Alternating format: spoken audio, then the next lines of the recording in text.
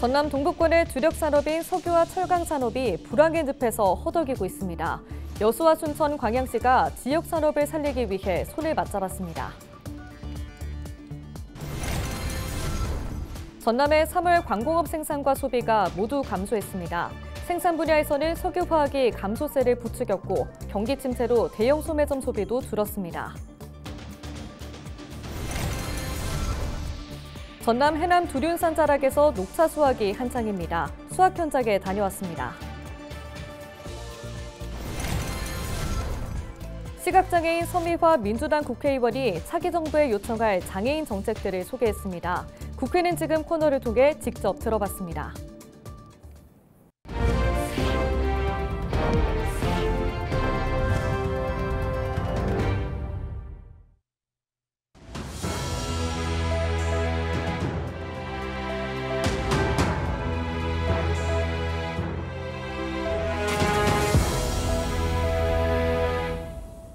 시청자 여러분 안녕하십니까?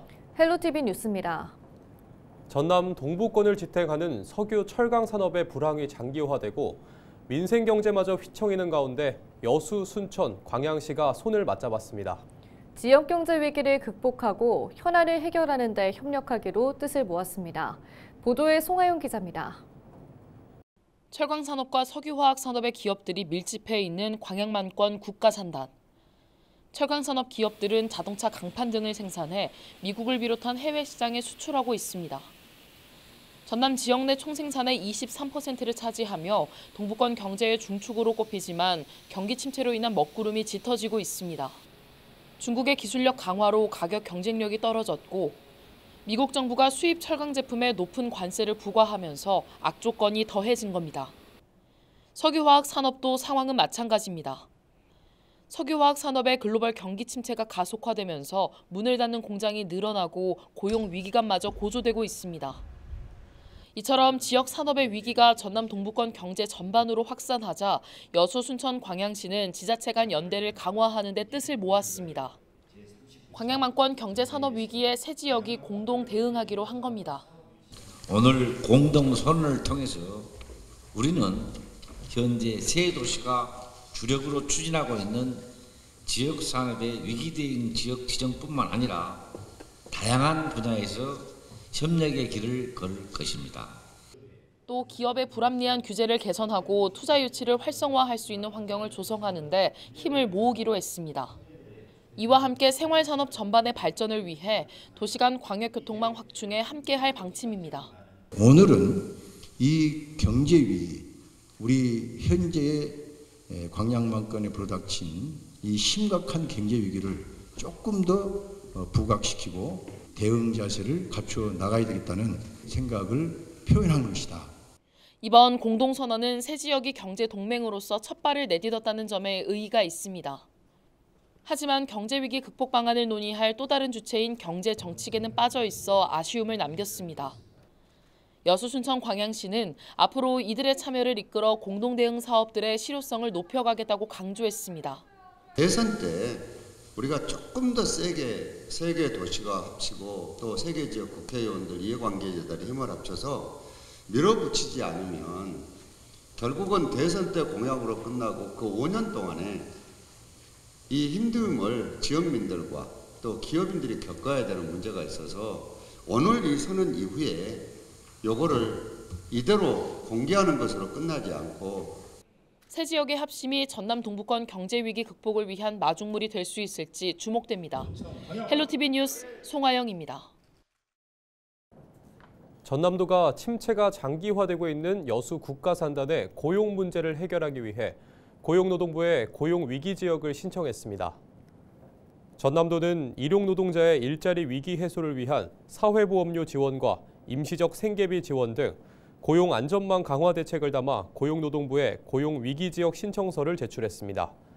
이와 함께 여수 노동시장의 고용 특수성을 반영해 일용근로자 감소 현황과 산업위기 선제 대응지역 지정이 고용위기지역 지정 요건에 포함되도록 제도 개선을 건의했습니다. 한편 전남도와 여수시는 석유화학 고용위기 대응 협의체를 구성해 지역경제 위기 극복 방안을 모색하고 있습니다. 전남의 3월 광공업 생산과 소비가 지난해보다 감소한 것으로 나타났습니다. 호남지방통계청이 조사한 3월 산업활동 동향을 보면 전남은 기타 운송장비와 고무 플라스틱, 전기와 가스업 등의 생산은 증가했고 석유정제와 화학제품, 전기장비 등이 감소하면서 광공업 생산지수는 지난해 같은 기간보다 2.8% 감소한 101.5를 기록했습니다. 소비지표를 나타내는 대형 소매점 판매지수는 오락과 취미, 경기용품과 신발, 가방 등의 판매는 증가한 반면 의복과 가전제품 판매가 감소하면서 지난해보다 4.8% 줄어든 86.8의 지수를 보였습니다. 전국 최대의 녹차 산지로는 흔히 보성을 떠올리실 텐데요. 그런데 전남 해남 두륜산 자락에서도 녹차가 생산돼 수확 체험도 할 수 있다고 합니다. 차향 가득한 현장을 장혜원 기자가 다녀왔습니다. 절기 고구를 맞은 해남 두륜산 자락. 산기슭 녹차밭의 초록 물결이 일렁입니다. 농약을 쓰지 않은 친환경 방식으로 키운 녹차밭에선 갓 올라온 어린 새순을 직접 따는 체험이 진행되고 있습니다. 녹차하면 보성이 먼저 떠오르지만 이맘때면 해남에서도 전통 방식으로 만든 녹차 체험이 열립니다. 제가 들고 있는 이 차가 바로 고구차인데요. 이맘때 자라난 어린 새순으로 만들어서 부드럽고 향이 깊은 것이 특징입니다. 저는 녹차 체험이 처음인데요. 제가 평생에 이런 녹차 경험을 할 수 있을까라고 생각을 했는데 와보니까 이런 신선한 공기도 너무 좋고요. 해남 두륜산 녹차밭은 조선차의 중흥을 이끈 초이선사가 머물렀던 일지암 인근에 있어 차 문화에 뿌리를 둔 곳. 녹차밭 규모는 28,000제곱미터로 축구장 4개 크기 정도의 체험형 공간으로 조성됐습니다.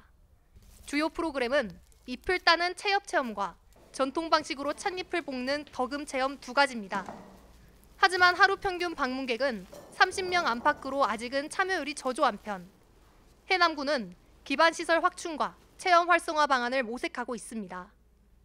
아직은 해남만의 녹차 산업을 활성화하기에 따른 기반 시설들이 미흡하여 해남 다이내라든지 초이차 보존회, 한듬 다이내 등 관련 차를 사랑하는 협회와 산업 발전을 위한 전통의 향과 차문화의 뿌리를 체험할 수 있는 두륜산 녹차밭에서 느긋한 여유를 느껴보는 건 어떨까요? 헬로티비 뉴스 장혜원입니다.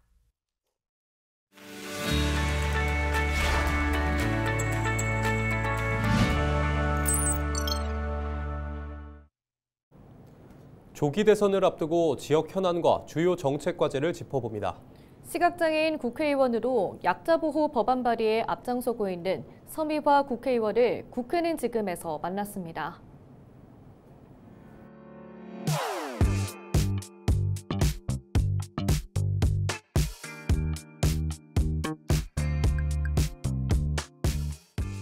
장애 당사자 의원이시기도 하시니까 네. 대통령 공약에 그러면 반영이 됐으면 하는 장애인 정책이 있다면 뭐가 있을까요? 대통령이 직접 챙길 수 있는 대통령 직속 장애인위원회를 구성해달라.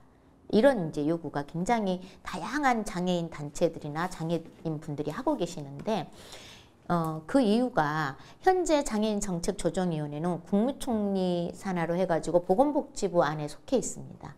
근데 그것이 실제로 어떤 정책 입안의 역할을 하고 있지 않고 굉장히 형식적으로 되고 있고 또 사실 장애 당사자들이 장애인이 지역사회에서 살아가려면 보건복지부에만 국한된 이런 사람이 아니지 않습니까? 뭐 다양한 분야에 다 장애인이 사회 참여를 할 수 있는 이런 국가 구조가 만들어져야 되는데 지금 복지부 산하 정책조정위원회는 마치 장애인이 여전히 복지 서비스 대상으로 대상화될 수밖에 없는 이런 구조가 있는 거예요. 이런 점에서 대통령 직속 장애인위원회가 반드시 만들어져야 된다라는 요구가 굉장히 많이 있고 그 요구는 20대 대선에서도 있었습니다. 또 다음으로는 제가 22대 국회에 들어오자마자 지난 24년 5월 30일을 아침 9시 땡 치니까 바로 국회 의사국에 300명 국회의원 중에 가장 먼저 제출했던 22대 1호 법안이 교통약자 이동권 보장 법안, 장애인 이동권에 대해서 새로운 정부에서는 비장애인과 동등하게 장애인이 시민으로 이동하는 진짜 민주주의 이동권 보장, 이게 돼야 된다. 그 정책이 반드시 다음 정부에서 그 진행이 될 수 있도록, 완성이 될 수 있도록 하는 것이 다 우리 장애계의 요원이에요. 또 대표 발의한 2개 개정법에도 취약계층 보호 내용을 담았습니다. 어떤 내용인가요? 영남 지역에 대형 산불이 막 발생을 했잖아요. 그랬는데 그 산불이 났을 때 되게 이제 재난 상황을 알리고 대피하도록 이렇게 알리지 않습니까? 근데 이것이 우리 취약한 시각장애나 청각장애인들은 전달을 못 받는 방식이에요. 피상계엄 당시에도 그게 자막 서비스 수업 방송이 전혀 나가질 않았습니다. 그래서 거기 법안에다가 그랬을 때 수어 통역이라든지 문자 서비스라든지 자막 서비스라든지 또 어떤 상황 환경에 대한 설명을 한다든지 이런 것들을 반드시 함께 전달할 수 있도록 법안 개정안을 올려놓은 상태입니다.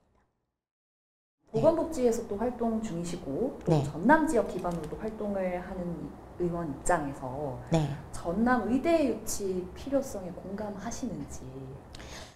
전남 지역을 토대로 해서 제가 평생을 거기서 장애 인권 운동을 해온 당사자입니다. 그러니까 전남 지역의 의대 문제는 제가 관심을 안 가질 수가 없는 문제죠. 처음 보건복지위원회 배정이 되면서부터 처음 질의할 때부터 현안 질의로 제가 전남 의대 문제를 얘기하기 시작했는데요. 전국의 의대가 대학병원이 다 있어요. 근데 유일하게 전남 지역에만 의대가 없는 이런 실정이고, 그러면서 전남은 도소벽지가 전국에서 섬이 가장 많고, 그래서 지역 필수 의료라든지 응급의료 체계가 가장 취약한 구도를 갖고 있는 겁니다.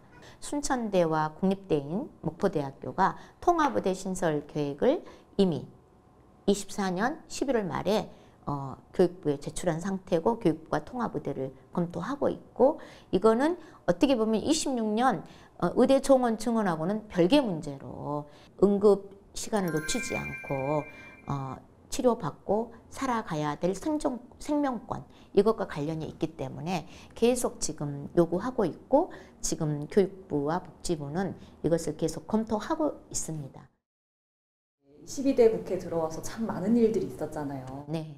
향후에 좀 의정활동 어떻게 하겠다 한 말씀 짧게 해주신다면.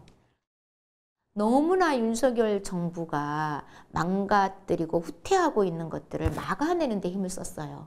근데 앞으로 남은 3년은 정말 새로운 일을 만들고, 그리고 장애 당사자로서 우리 장애인들이 대한민국 사회에서 시민으로 정말 살아갈 수 있는 정책을 만들어서 그것이 직접 시행되는 그런 성과를 가져오는 일에 제가 집중을 하고 싶습니다.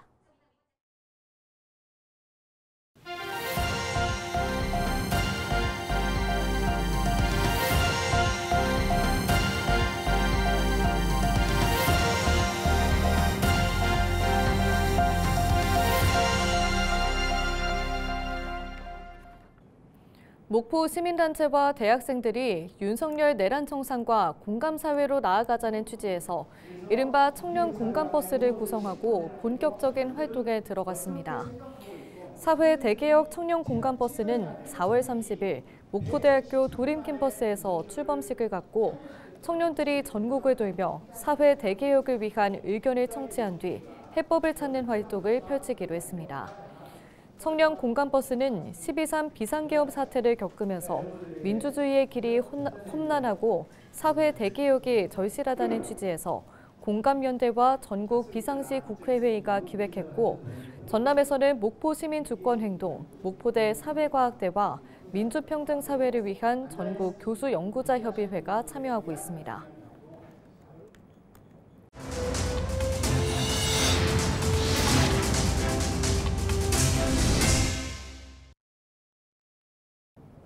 이상으로 뉴스를 마칩니다. 시청해주신 여러분 고맙습니다.